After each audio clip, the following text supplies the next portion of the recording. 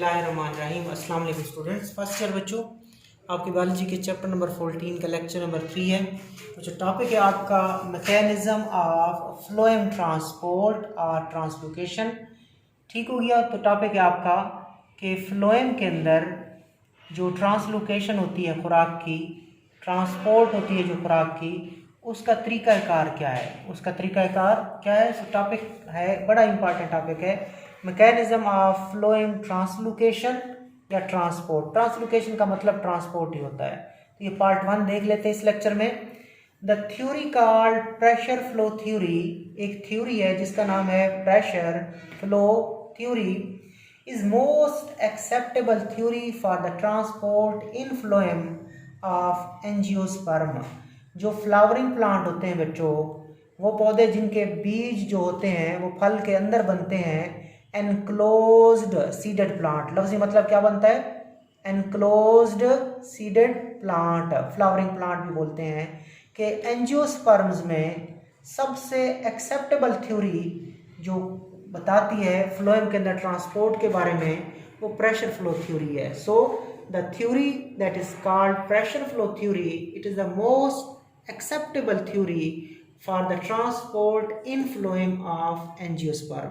Simple है कि phloem के अंदर खुराक की जो ट्रांसपोर्ट होती है उसके लिए जो सबसे बेस्ट मैकेनिज्म है वो कौन बनाती है, वो हमें बताती है pressure flow theory. We have considerable evidence to support this theory.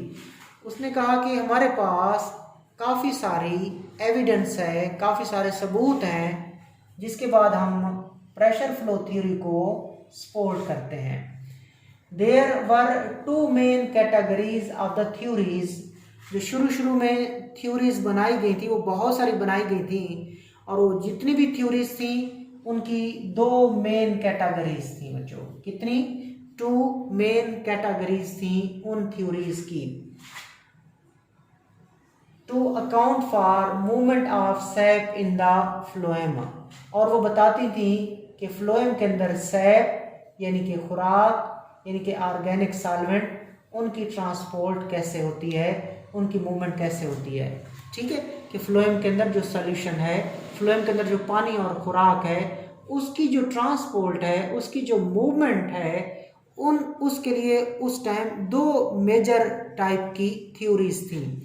एक थ्योरी थी एक्टिव थ्योरीज।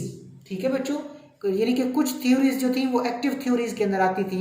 लाइक उसमें जो खुराक की ट्रांसपोर्ट होती है उसमें एनर्जी इन्वॉल्व होती है। So active theories involving use of energy for movement of material in the phloem. नाम से जाहिर है कि active theories involving the use of energy for movement of material in the phloem. कि फ्लोएम के अंदर जो मटेरियल की मूवमेंट होती है वो एनर्जी की वजह से होती है। उन थ्योरीज को एक्टिव थ्योरीज कहा गया। जबकि दूसरी थ्योरीज क्या थी? पैसिव थ्योरीज थी बच्चों। दूसरी थ्योरीज पैसिव थ्योरीज थी। उलट करना है कि इसमें एनर्जी नहीं लगती। In which no use of energy was involved.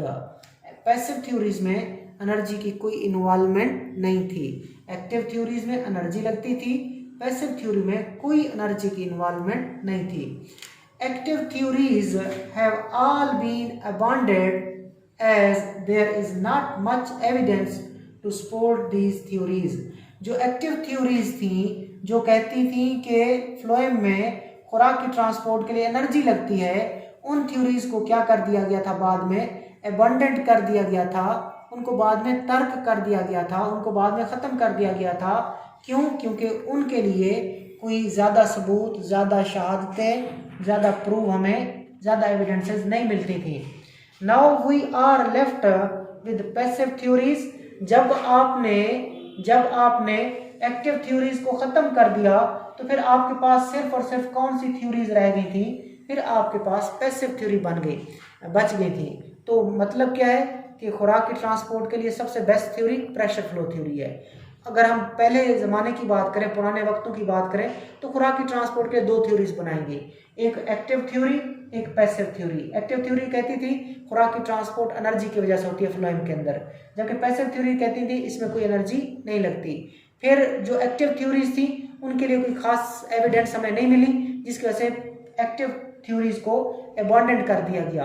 तो फिर हम सिर्फ और सिर्फ किसके साथ बच गए थे, हमारे पास कौन सी थ्योरीज रह गई थी, पैसिव थ्योरीज रह गई थी, फिर हमने उनके ऊपर रिसर्च की। So now we are left with passive theories of the transport or the translocation of the food in the phloem. These include diffusion and pressure flow. ठीक हो गया बच्चों, ठीक हो गया। तो जो डिफ्यूजन वाली थ्योरीज हैं, सॉरी पैसिव ट्रांसपोर्ट वाली या पैसिव जो थ्योरीज हैं वो दो मेन थी, उनमें से एक डिफ्यूजन थी और दूसरी पैसिव ट्रांसपोर्ट की थ्योरीज में से प्रेशर फ्लो था। तो पहले हमारे पास अब सिर्फ ऑप्शन किसका रह गया, पैसिव थ्योरीज का रह गया। और पैसिव थ्योरीज में कुछ लोग कहते थे डिफ्यूजन के जरिए ट्रांसपोर्ट होती है, कुछ कहते थे प्रेशर फ्लो के जरिए क्या होती है, चीज़ों की ट्रांसपोर्ट होती है। तो अगर डिफ्यूजन की बात करें, diffusion is a far too slow, diffusion का अमल बहुत ही स्लो है, डिफ्यूजन का अमल बहुत ही स्लो है।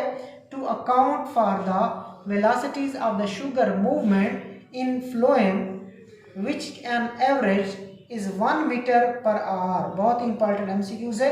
while the rate of the diffusion is 1 meter per 8 year। उसने कहा कि अब हमारे पास कितनी थ्योरीज रहेगी, डिफ्यूजन।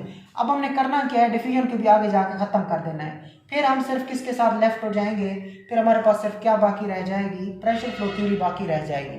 तो कैसे, अब डिफ्यूजन की अगर बात करें तो डिफ्यूजन जो है बच्चों, इसके डिसएडवांटेज क्या होते हैं, फार टू स्लो प्रोसेस है, बहुत ही आहिस्ता अमल है। To account for the velocities of the sugar movement in phloem, जब हम फ्लोएम के अंदर ना शुगर की मूवमेंट को देखते हैं, जो हमने तजर्बे किए, एक्सपेरिमेंट्स किए, हमें वहाँ पे जो फ्लोएम के अंदर खुराक की ट्रांसपोर्ट मिलती है वो 1 मीटर पर आवर है। इसका मतलब ये है कि 1 मीटर का फासला तय करने के लिए, 1 मीटर का फासला तय करने के लिए खुराक को 1 घंटा लग जाता है और 2 मीटर का फासला तय करने के लिए 2 घंटे लग जाते हैं। सही है। तो अगर एक चीज़ जो सोर्स, आपको पता होना चाहिए कि फ्लोएम ट्रांसपोर्ट जो होती है वो सोर्स टू सिंक होती है, प्रेशर फ्लो थ्योरी जो होती है वो सोर्स टू सिंक खुराक को मूव कराती है। सही है। सपोज अगर जो सिंक है वो 10 मीटर दूर है तो 10 घंटे लग जाएंगे। बेसिक लेवल की आप बेसिक चीज़ जो आपने याद रखनी है, 1 मीटर पर आवर फ्लोएम के अंदर जो हमने खुराक की वेलोसिटी देखी that is 1 metre per hour. लेकिन जब डिफ्यूजन को देखा जाता है, डिफ्यूजन का अमल बड़ा स्लो है, उसमें ऊपर कहते हैं बहुत ही ज़्यादा स्लो है। देखें 1 मीटर का फासला 8 सालों में तय होगा, फिर तो कभी खुराक ही ना मिल पाती। अगर डिफ्यूजन के जरिए चीज़ें ऊपर नीचे जाती, सोर्स टू सिंक जाती, तो 1 मीटर का फासला 8 सालों में तय होता। लिहाजा डिफ्यूजन का अमल बड़ा स्लो है और इसकी रफ्तार 1 मीटर पर 8 ईयर है। लेकिन जो हमने तजर्बा किया, स्पीड को देखा फ्लोएम के अंदर प्रैक्टिकली, वो है 1 मीटर पर आवर। तो वो डिफ्यूजन नहीं है, वो जो स्पीड है ये वाली डिफ्यूजन नहीं है, क्योंकि डिफ्यूजन की स्पीड तो ये है। So we are left with pressure flow theory. So diffusion भी खत्म, हमारे पास सिर्फ और सिर्फ क्या रहेगी, प्रेशर फ्लो थ्योरी रहेगी, जो कि हम नेक्स्ट लेक्चर में उसको कवर करेंगे। बाकी कुछ डायग्राम्स हैं, उनको देख लें बच्चों। डायग्राम्स हैं, ये जो डायग्राम्स हैं ये किसके बारे में है, ये movement of sugar from mesophyll cells to sieve elements. ये जो सेव एलिमेंट्स होते हैं, सेव ट्यूब सेल्स होते हैं बच्चों, ये फ्लोएम के सेल्स हैं जो खुराक की ट्रांसपोर्ट करते हैं। किसकी ट्रांसपोर्ट करते हैं, खुराक की ट्रांसपोर्ट करते हैं। तो ये ओवरऑल जो डायग्राम है ये किसके बारे में बता रही है, movement of sugar from mesophyll cell to sieve tube cell. के पत्ते के जो मेसोफिल सेल्स होते हैं उनमें शुगर बनती है फोटोसिंथेसिस के जरिए, फिर वहां से वो कहाँ पहुंचती है, फ्लोएम के सेव एलिमेंट्स के अंदर, सेव ट्यूब सेल्स के अंदर। तो देखें किस तरह ये 3 सेल जो हैं 1, 2, 3, इन सेल्स को कहा जाता है मेसोफिल सेल्स। ये कौन से सेल्स हैं, मेसोफिल सेल्स हैं। So mesophyll cells getting CO2 for photosynthesis. कि मेसोफिल के जो सेल्स हैं वो कार्बन डाइऑक्साइड हासिल करते हैं माहौल से, किस अमल के लिए, फोटोसिंथेसिस के लिए। फिर क्या होता है, carbon dioxide plus water plus light energy, ठीक है, क्लोरोफिल की मौजूदगी में क्या चीज बन जाती है, ग्लूकोज बनती है, C6H12O6 plus O2 plus H2O। ठीक होगी, ये फोटोसिंथेसिस का अमल है। तो मेसोफिल सेल जो होते हैं they get carbon dioxide for the process of photosynthesis. तो यहाँ पे देखें सबसे पहला सेल, ये जो तीर का निशान है ये कार्बन डाइऑक्साइड है। ये क्या चीज है बच्चों, कार्बन डाइऑक्साइड है, और ये मेसोफिल सेल है, और ये मेसोफिल सेल की सेल वॉल है, और सेल वॉल से रिलेटेड जो पाथवे होता है बच्चों वो एपोप्लास्ट पाथवे होता है। ठीक हो गया। मेसोफिल सेल है, ये कार्बन डाइऑक्साइड है, मेसोफिल सेल ने कार्बन डाइऑक्साइड को लिया, क्यों अपटेक किया, क्यों ऑब्जर्व किया, क्योंकि मेसोफिल सेल जो होते हैं इनके अंदर फोटोसिंथेसिस का अमल होता है। क्यों? क्योंकि इनके अंदर क्लोरोप्लास्ट होते हैं। सो कार्बन डाइऑक्साइड है, ये सेल वॉल है, और एपोप्लास्ट पाथवे ये वाला, और ये वाली चीज प्लाज्मा मेम्ब्रेन है, और उसके बाद एक सेल दूसरे सेल से मिला होता है साइटोप्लाज्मिक स्ट्रैंड्स के जरिए, ओपनिंग्स के जरिए। उन ओपनिंग्स को क्या कहा जाता है? प्लाज्मोडेस्माटा। तो एक मेसोफिल सेल दूसरे मेसोफिल सेल से मिला हुआ है, किसके जरिए? प्लाज्मोडेस्माटा से। कार्बन डाइऑक्साइड पहले उधर थी, फिर इधर आ गई, फिर कार्बन डाइऑक्साइड इधर आ गई, फिर शुगर बन जाती है। फिर वो जो शुगर होती है, मेसोफिल सेल में फोटोसिंथेसिस का अमल होता है और शुगर बनती है। फिर वो शुगर कहाँ चली जाती है? इन मेसोफिल सेल के साथ दूसरे सेल मौजूद होते हैं, उनको बोलते हैं बच्चों बंडल शीट के सेल्स। अच्छी तरह याद रख लें, अगले जो लेक्चर होगा नेक्स्ट लेक्चर उसमें आपको समझ आएगी कि मेसोफिल सेल से खुराक बंडल शीट सेल्स में जाती है। फिर बंडल शीट सेल से वो खुराक फ्लोएम के जो पैरेन्काइमा के सेल्स होते हैं, फ्लोएम के जो पैरेन्काइमा के सेल्स होते हैं वो खुराक कहाँ चली जाती है?